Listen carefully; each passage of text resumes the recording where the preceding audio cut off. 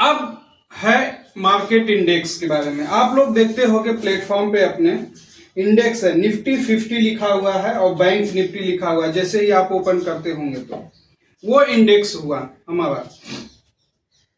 Simple ऐसा समझिए कि जैसे आपको किसी भी शहर का ट्रैफिक का पता करना है कि ट्रैफिक का क्या हाल है, ठीक है ना। सेव हो रहा है, स्क्रीन सेव हो रहा है ना। नहीं हो रहा है सर।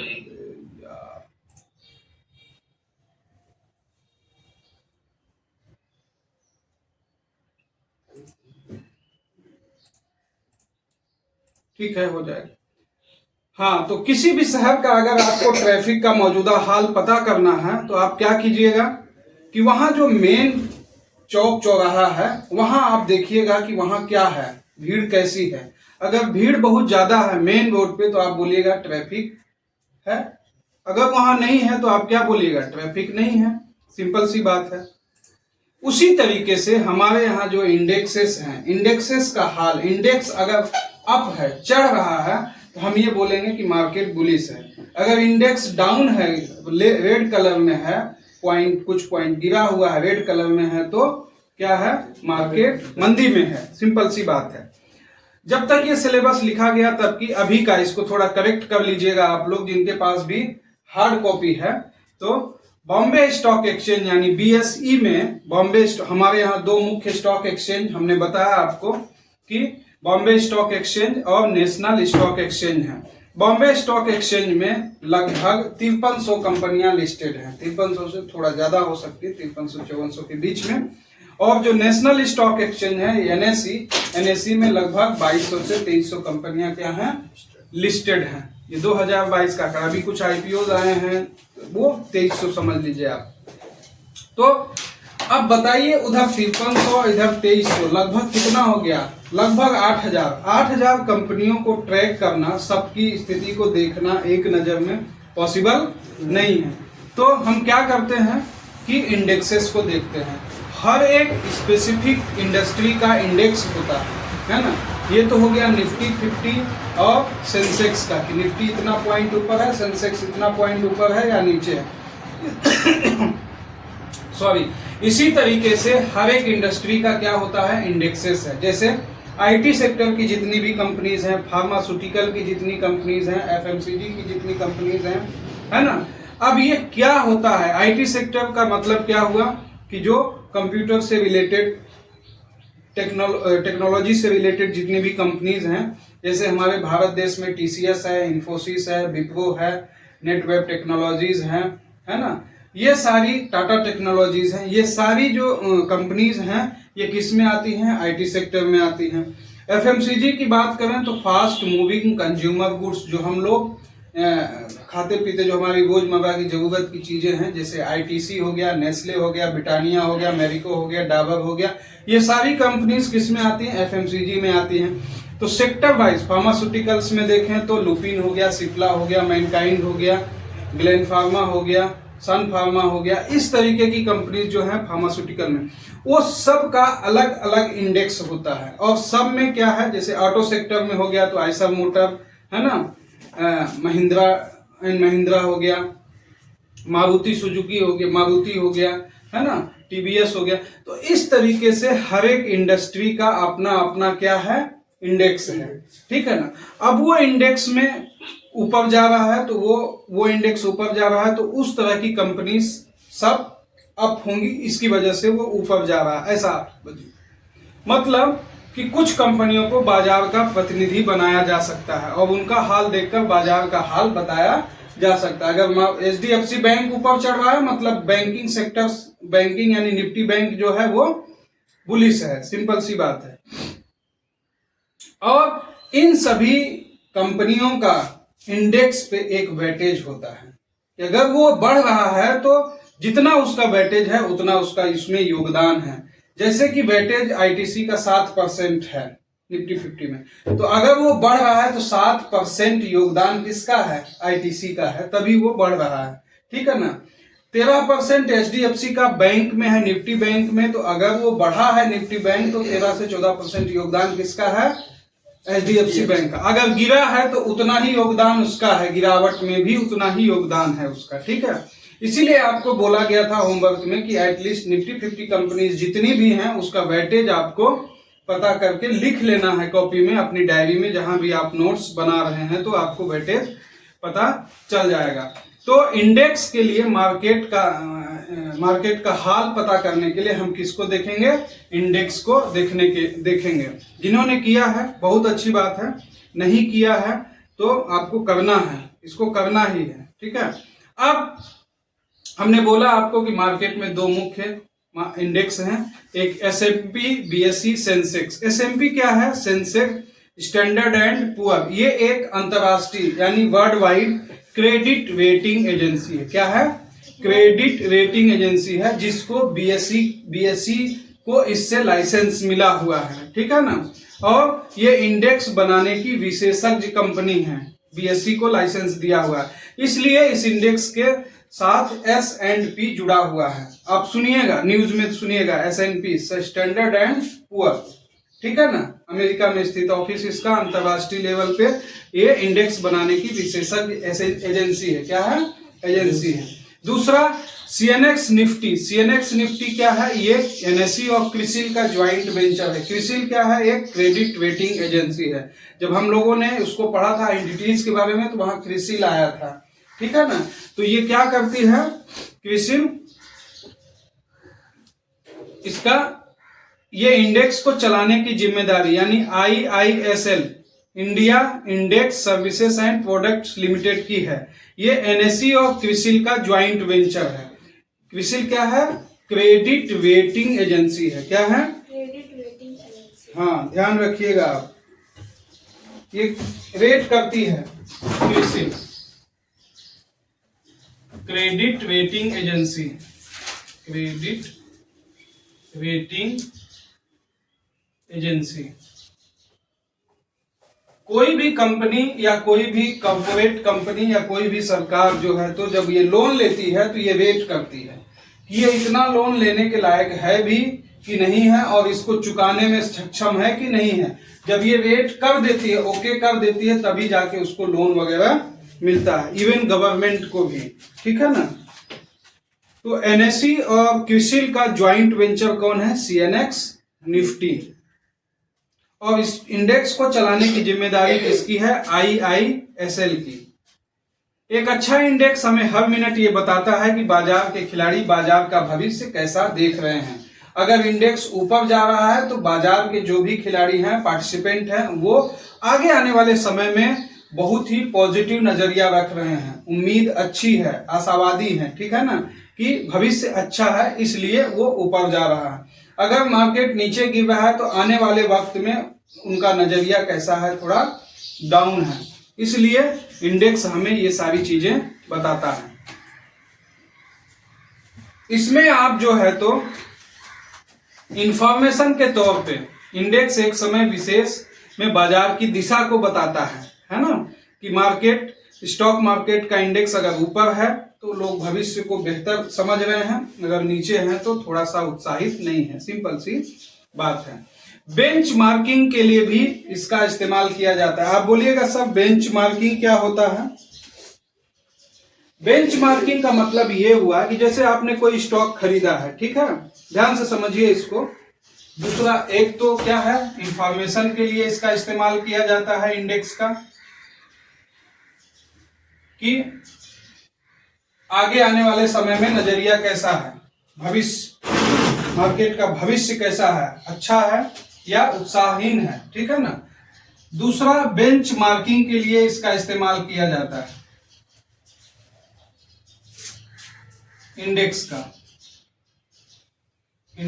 का इस्तेमाल। बेंचमार्किंग क्या होता है इसको हम समझेंगे।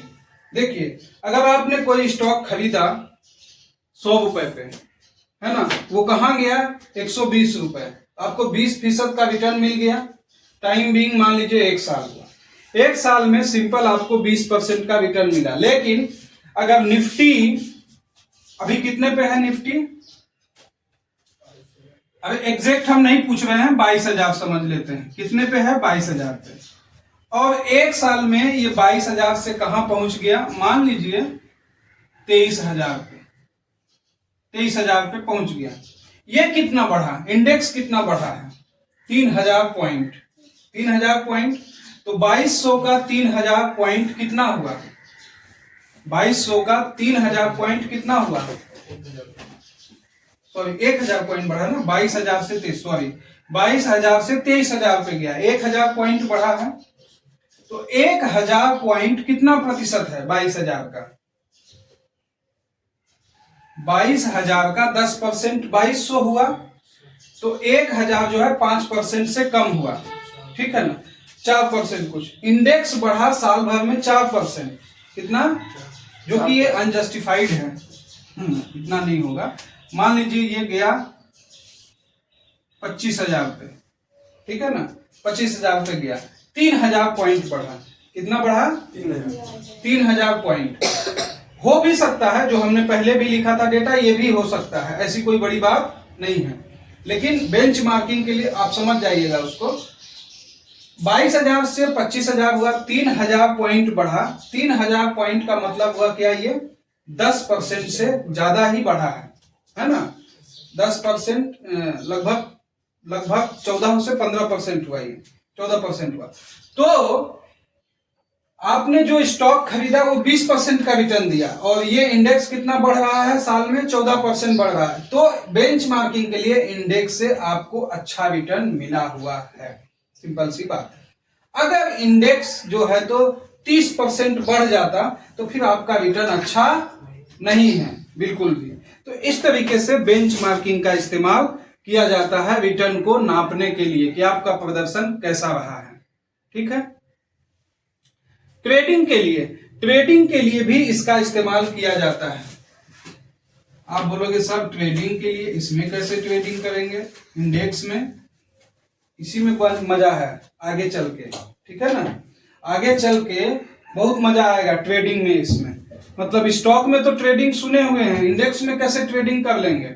इंडेक्स में ट्रेडिंग होता है, फ्यूचर एंड ऑप्शन जो करते हैं इसमें भी, और आप लोग नहीं करते हैं तो अच्छी बात है, आगे सब कुछ समझ में आएगा। दूसरी चीज हेजिंग के लिए, पोर्टफोलियो हेजिंग के लिए भी इसका इस्तेमाल किया जाता है। कौन है ऑनलाइन में,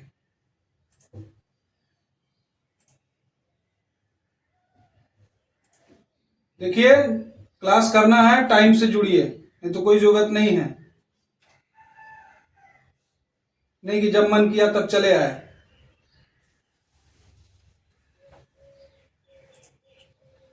दूसरा है पोर्टफोलियो हेजिंग। पोर्टफोलियो हेजिंग, ये पोर्टफोलियो हेजिंग क्या है, देखिए पोर्टफोलियो जो आप बनाए हुए हैं, जो शेयर्स लिए हुए हैं वो पोर्टफोलियो में आ गया, वो आपका पोर्टफोलियो है। हेजिंग मतलब होता है बचाव, उसको बचाने के लिए इसका इस्तेमाल किया जाता है पोर्टफोलियो हेजिंग। मतलब कि अगर गिरे भी आपका पोर्टफोलियो तो भी आपको नुकसान न हो, उसका इस्तेमाल किया जाता है। कैसे इस्तेमाल करना है ये आगे स्टडी का पार्ट है, ठीक है ना, इसको हम समझेंगे। तो इंडेक्स का इस्तेमाल इन सब चीजों के लिए, पहला इंफॉर्मेशन के लिए कि लोग भविष्य को कैसा देख रहे हैं, बेंचमार्किंग के लिए कि रिटर्न हमारा कैसा है, अच्छा है खराब है, ट्रेडिंग के लिए इसमें हम ट्रेडिंग भी कर सकते हैं और पैसा बना सकते हैं अच्छा खासा, क्योंकि लिक्विडिटी की कोई दिक्कत नहीं है यहाँ पे, है ना, करोड़ रुपए की ट्रेडिंग होती है यहाँ। और हमारे इंडिया का जो ऐसा है एक इकलौता मार्केट है जो वर्ल्ड में सबसे ज्यादा लिक्विड है, पूरा वर्ल्ड वाइड सबसे ज्यादा लिक्विड है ट्रेडिंग के लिए। अच्छा जानकारी है तो अच्छा पैसा बनता है, सीओ शॉर्ट एकदम, कहीं कोई दिक्कत वाली बात नहीं है। उसकी हम अलग से जो है उसको डिस्कस करेंगे जब हम जाएंगे टेक्निकल खत्म करके फ्यूचर में, फ्यूचर और ऑप्शन में, ऑप्शन थ्योरी में, वहां पे हम डिस्कस करेंगे। और चौथा नंबर इसका इंडेक्स का इस्तेमाल पोर्टफोलियो हेजिंग के लिए किया जाता है, ठीक है ना। पोर्टफोलियो हेजिंग मतलब जो भी शेयर्स आपने, अभी क्या है 40,000 50,000 या लाख रुपए का शेयर है, समझ में नहीं आ रहा है, यहाँ पे 10 लाख 20 लाख करोड़ रुपए का शेयर पोर्टफोलियो में रहेगा ना, तो वहां अगर 1% भी गिरा 10% भी गिरा तो 10 लाख का नुकसान दिखाता है। तो वहां पे हमको क्या करना है, हेजिंग करना है। तो अगर 10 लाख भी गया तो भी हमको कोई नुकसान नहीं होगा, क्योंकि हम हेज करके रखे हुए हैं। हेज ऐसा समझ लीजिए कि जैसे बाहर में एक आपका फूल का गार्डन है, आपने क्या लगाया, कुछ सब्जी वगैरह लगाई है, खुला छोड़ दिया है, तो जानवरों से डर है ना, उसमें कोई भी जानवर आके खा जाएगा, उसको खत्म कर देगा, तो उसको बाड़ा लगा देना, बाउंड्री कर देना, इसी बाउंड्री को बोलते हैं हेजिंग। तो अपने पोर्टफोलियो को भी हम बाउंड्री कर देंगे, हमारा पोर्टफोलियो बचा रहेगा हमेशा। प्रॉफिट पे प्रॉफिट देगा, गिरावट पे बचा रहेगा, गिरावट पे क्या रहेगा, बचा रहेगा। इसको बोलते हैं हेजिंग, सिंपल सी बात है। क्योंकि मार्केट में अगर ऐसी कोई सिचुएशन, जैसे कोविड जैसी सिचुएशन आ गई, 2008 में सत्यम कंप्यूटर घोटाला जो होता वो हुआ, अभी हाल में जो है हिडनबर्ग कंप्यूटर, अडानी शेयर गिर गया, ऐसी सिचुएशंस जो कि अनसर्टेन है, अगर हो गई तो क्या होगा, हम बाउंड्री किए हुए हैं, बाउंड्री किए हुए हैं, हमारा गार्डन क्या है, बचा हुआ है, कहीं कोई दिक्कत नहीं है, और इसका खर्च भी कोई ज्यादा नहीं है, जीरो कॉस्ट में होता है। क्या होता है, जीरो कॉस्ट में, कोई नुकसान वाली बात नहीं है, ऐसा समझिए। इंडेक्स बनाने का तरीका, कंस्ट्रक्ट, ये तय होता है फ्री फ्लोट मार्केट कैपिटलाइजेशन से। अब ये फ्री फ्लोट मार्केट, देखिए हमने बताया अभी पहले आपको, वेटेज से ही होता है। इंडेक्स जो बनता है कैसे बनता है, वेटेज से ही बनता है। जैसे निफ्टी 50 है तो 50 स्टॉक्स हैं, तो 50 स्टॉक का अपना अपना कुछ कुछ परसेंटेज का वेटेज है कि उसमें इसका कितना योगदान रहेगा, ठीक है ना। रिलायंस का सबसे ज्यादा योगदान है ना। अब वेटेज अगर आप निकाले होंगे तो, है ना, आप निकाले हैं वेटेज, नहीं केवल नाम लिखे हैं, नाम तो पहले ही बोला था लिखने के लिए। रिलायंस का सबसे ज्यादा वेटेज है, उसके बाद फिर और कंपनीज हैं, जैसे यूपीएल आपके पास है, यूपीएल निफ्टी 50 की कंपनी है, उसका भी वेटेज है, उसमें उसका भी वेटेज है। और ध्यान रखिए कि ये कंपनियों का परफॉर्मेंस अच्छा रहता है तभी ये निफ्टी 50 में रहती हैं। जैसे परफॉर्मेंस थोड़ा खराब रहा, इसको बाहर कर दिया जाता है, नई कंपनी जो होती है अच्छा परफॉर्मेंस उसको अंदर लिया जाता है। ऐसा समझ लीजिए कि एक ऐसी क्लासरूम है जहां टॉप 50 स्टूडेंट्स हैं। क्या है, टॉप 50 स्टूडेंट हैं, वो ऐसा बैच हो गया निफ्टी 50। अब 50 में से जिसका प्रदर्शन खराब रहा, रिजल्ट खराब रहा, मार्क्स नहीं ला पा रहा, उसको बोला बाहर जाओ तुम, और जो बाहर के बैचेज हैं उसमें से जो अच्छा कर रहा है उसको अंदर लाया, यानी 50 कंपनीज हमेशा रहती है, ठीक है ना। तो वो वेटेज होता है उन लोगों का कि कितना कितना योगदान इसका है। अब ये सवाल है कि इंडेक्स में वजन यानी वेटेज तय कैसे किया जाता है। ये तय किया जाता है, तय कैसे किया जाता है weightage, free float market capitalization से। फ्री फ्लोट मार्केट कैपिटलाइजेशन क्या होता है, ये मौजूदा जितना भी शेयर्स है बाजार में उस कंपनी का, शेयर के भाव से मल्टीप्लाई कर दीजिए, मार्केट कैपिटलाइजेशन मिल जाएगा। सिंपल सी बात है, जो जितना ज्यादा होगा उसका उतना वेटेज होगा, सिंपल सी बात है। अगर 100 शेयर उस कंपनी का बाजार में मौजूद है और उसका भाव 50% है तो 550 से मल्टीप्लाई कर दीजिए, टोटल 5000 हो गया, ठीक है ना। इस तरीके से कोई बड़ी बात नहीं है इसमें, ठीक है ना। जैसे जब सिलेबस तैयार किया गया था तब का आईटीसी था, अभी भी आईटीसी बना हुआ है ना। 7.60 का वेटेज है इसका, मतलब अगर मार्केट ऊपर चढ़ रहा है तो इसका 7.6 का % का योगदान है, अगर गिर रहा है तो इसका योगदान 7.6% का है, गिरावट में भी बढ़त में भी, ठीक है।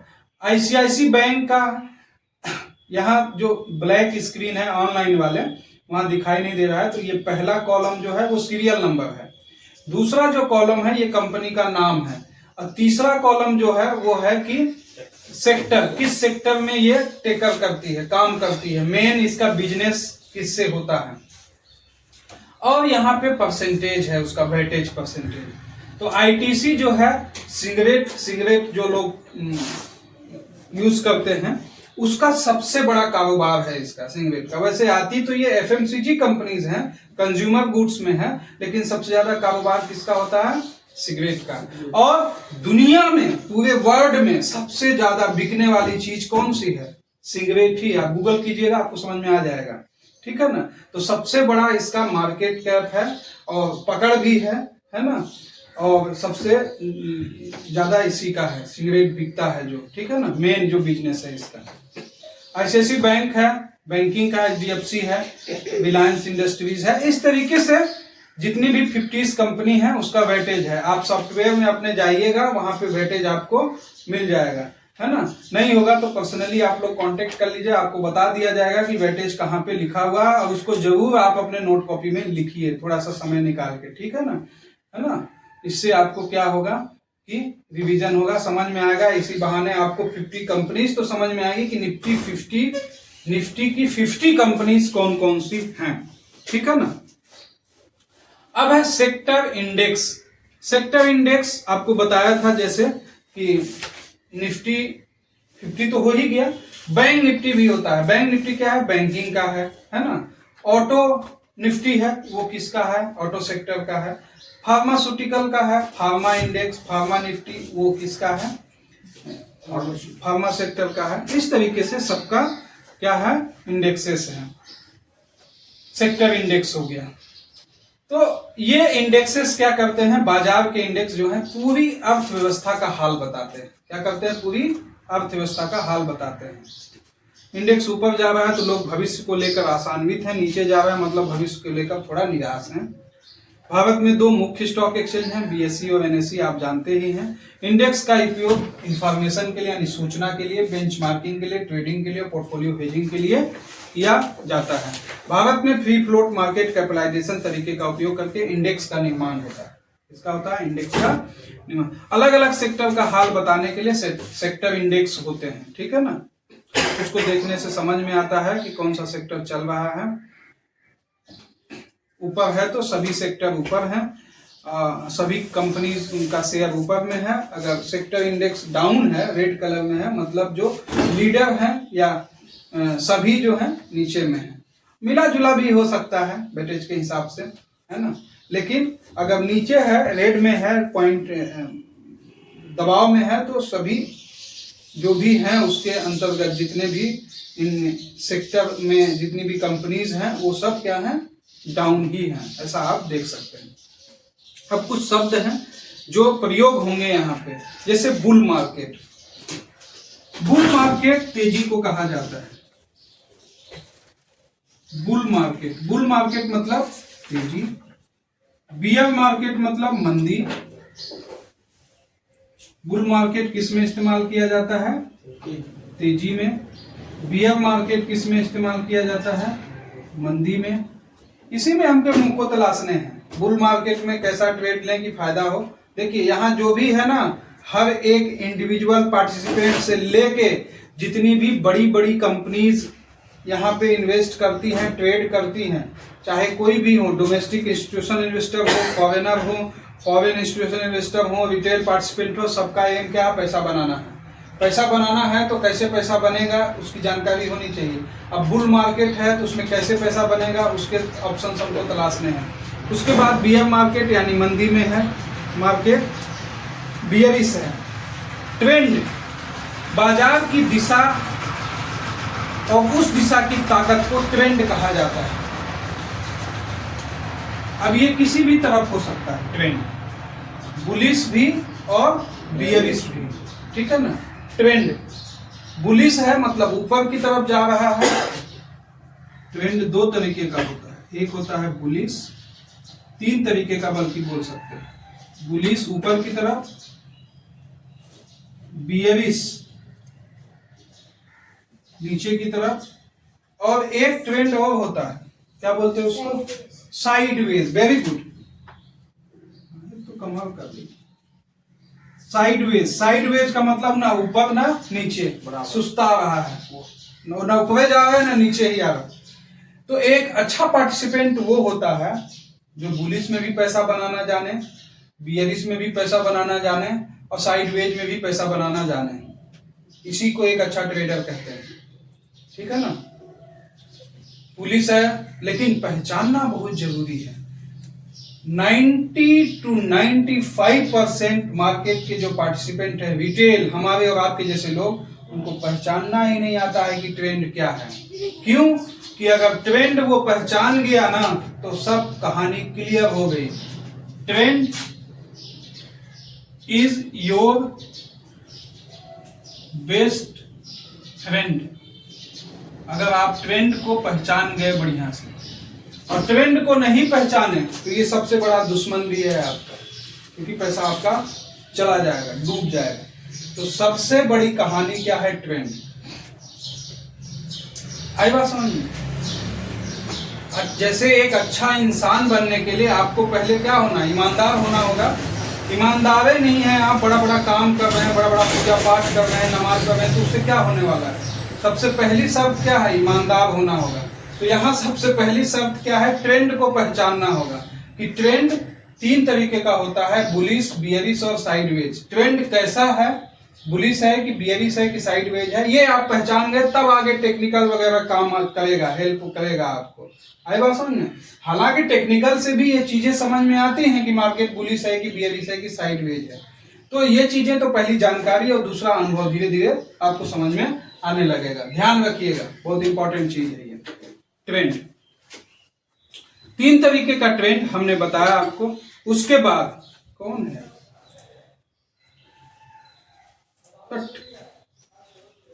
सुरेश जी, क्लास ऐसे नहीं होगी आपकी, आप टाइम पास कर रहे हैं। 7 बजे का क्लास खत्म हो रहा है 7:45 पे, तब आप ज्वाइन कर रहे हैं।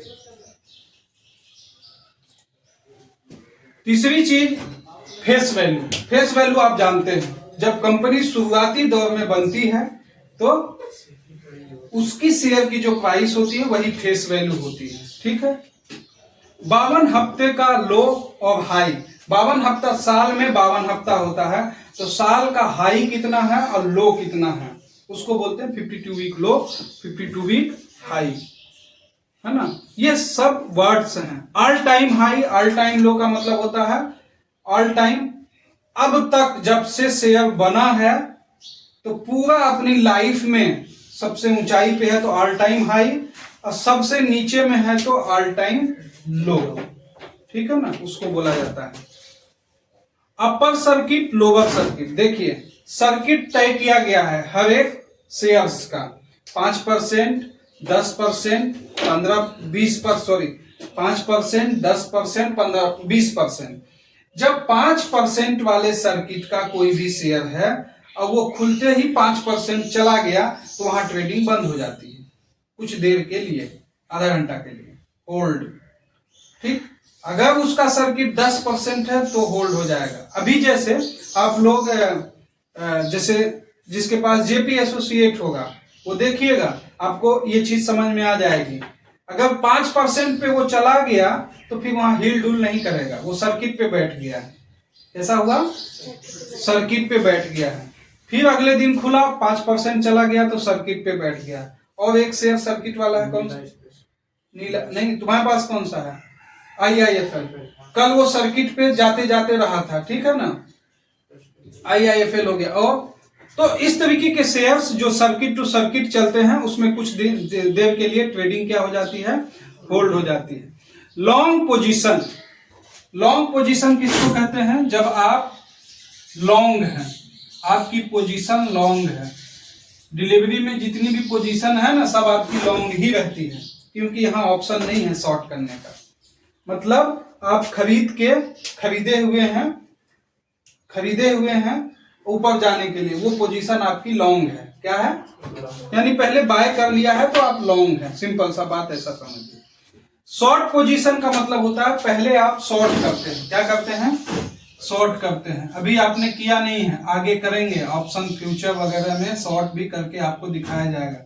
बेच के भी फायदा होता है, ठीक है ना।